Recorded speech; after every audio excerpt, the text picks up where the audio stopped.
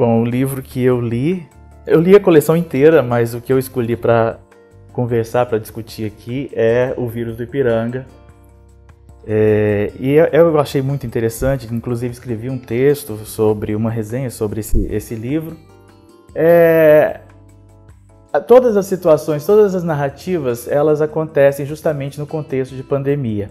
E eu acho que isso é o que difere esse livro dos outros títulos da coleção Contos Estranhos. Eu acho bastante interessante porque o Mahon situa todas as situações, né, todas as narrativas dentro dessa moldura que é construída tendo como base comum, digamos assim, a esse contexto pandêmico, né? Eu acho que isso é o que difere, é o que distingue esse livro e o que o torna, né, tão interessante.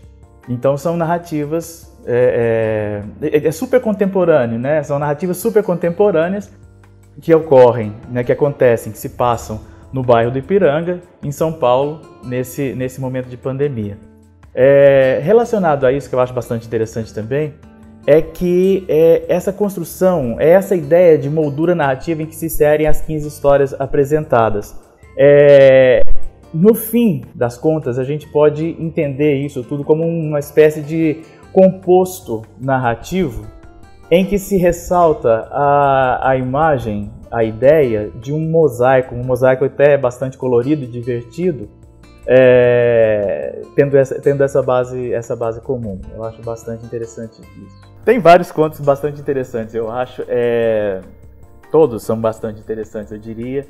A marca desses contos é a ironia, é o humor, né? Mas visto assim por um viés bastante satírico, de crítica de costumes, algo que eu acho que se ressalta mais, está mais claro, mais evidente nesse livro do que em outros textos que o Mahon tenha feito. O realismo fantástico, o realismo maravilhoso está presente em algumas dessas narrativas, mas eu vejo esse viés satírico assim bem mais forte, essa crítica de costumes bem mais forte aqui. Bom, dito isso, eu acho que uma das grandes ironias desse livro é justamente o fato de as personagens, nesse momento da pandemia, que elas precisam usar máscaras de proteção, né, para se prevenirem contra a Covid, elas acabam sendo desmascaradas, né? Ao usarem as máscaras, elas são desmascaradas. Então tem um conto aqui que eu acho bastante interessante que se chama justamente Máscaras.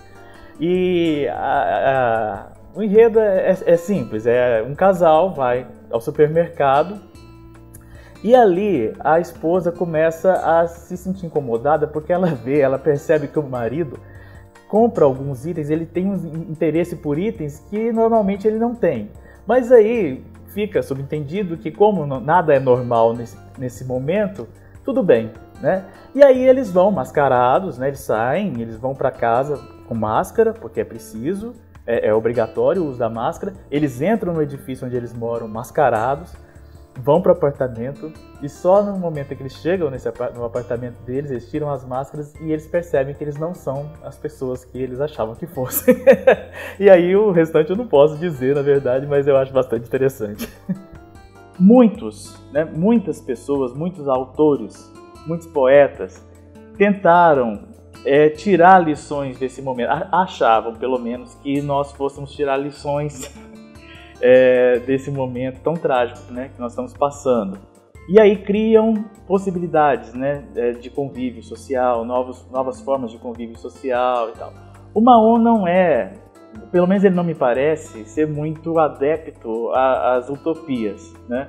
Então ele prefere, ao invés disso, né, que lição que nós podemos tirar da pandemia e tal, ele prefere apresentar para a gente, né, uma visão crua da sociedade, né?